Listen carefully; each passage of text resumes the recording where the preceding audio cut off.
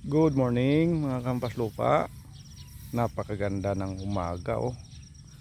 Magandang umagang Lunes. Ito yung ating niraton nating lumang talong.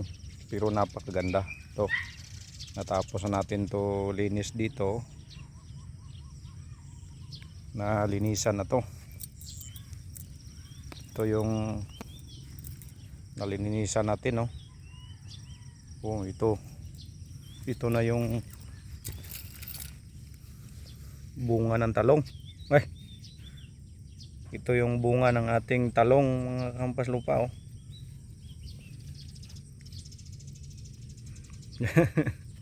inakyatan ng inakyatan ng ano watermelon. Mayroong bunga. Napakaganda ng ano. Talaga namang ito yung parte na nalinisan. Kasi nga ito yung kalaban natin sa tag-ulan, ang damo. So ito napakaganda na. Ito yung medyo may mga bunga na, mga sunod araw. Mayroon ng itong makukuha itong ating sitaw bukas. Bukas tayo mag-harvest ng ating sitaw. Talagang nakakaramdam siya ng sobrang ulan. Ito rin oh, mayroon din dito. Ano pa tong mga ano, kung saan na lang nakasabit ah. Ito yung resulta ng ating trabaho. Ito patatrabahuin natin mga kampas lupa oh. Talagang anda mo sumusunod. Oh, hindi.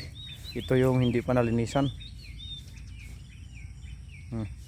Daming itsura ng ating talong oh. Talagang hindi makita sa damo. Ang daming bulaklak. Talagang ang ganda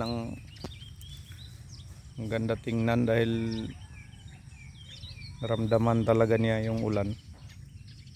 Kailang ang kalaban yung damo. Itong ating ampalaya oh. Maganda na rin tingnan ng ating ampalaya. Yan.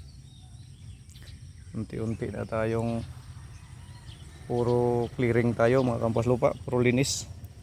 So pagdating sa medyo mga malapad-lapad ng gaya nun, kailangan natin i-transplant ng kalabasa doon. Talagang ang ito-transplant natin malalaki na. Talagang ang dami nating clearingin. So ang kakampi natin dito herbicide. Gaya nun. Oh, herbicide lang ang katapat nun. Hindi tayo naniniwala sa kasabihan na ang masamang damo matagal daw mamatay. Dahil tayo farmer tayo, ang mga damo ini-sprayhan natin yan ng herbicide. Ito herbicide ang katapat nito. Kasi nga ang trabaho natin paunti-unti. Yun lang mga kampas lupa. Maraming salamat. Paki-like, paki-share.